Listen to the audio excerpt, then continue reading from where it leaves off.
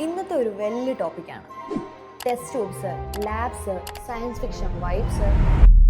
IVF എന്താ നിങ്ങൾക്ക് അറിയോ? എനിക്കും അറിയത്തില്ല. എന്താ നോക്കിയാലോ?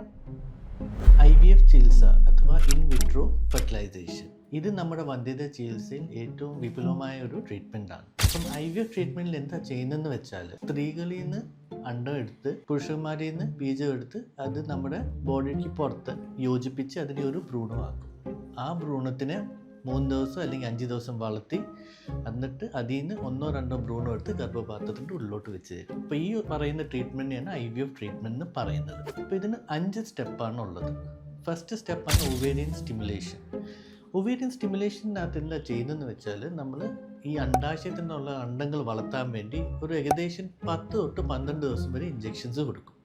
ഒന്നിലധികം അണ്ടങ്ങൾ ഈ അണ്ടാശയത്തിനകത്ത് വളരും. എന്നിട്ട് നമ്മൾ സെക്കൻഡ് സ്റ്റെപ്പ് ദാറ്റ് ഈസ് ഓം റിട്രീവൽ.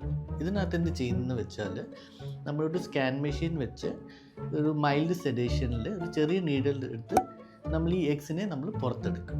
പിന്നെയാണ് മൂന്നാമത്തെ step that is sperm collection. Sperm collection നമ്മൾ മെയിൽസിൽ നിന്ന് ഇജാക്കുലേറ്റ് ചെയ്ത് തരാൻ പറയും. അല്ലെങ്കിൽ ബുദ്ധിമുട്ടോ വേറെ വല്ല ഇഷ്യൂസ് ഉള്ളവർക്ക് ചെറിയൊരു സർജറി വഴി സ്പേം കളക്ട് ചെയ്യും. പിന്നെയാണ് നാലാമത്തെ സ്റ്റെപ്പ്, അതാണ് ഫെർട്ടിലൈസേഷൻ.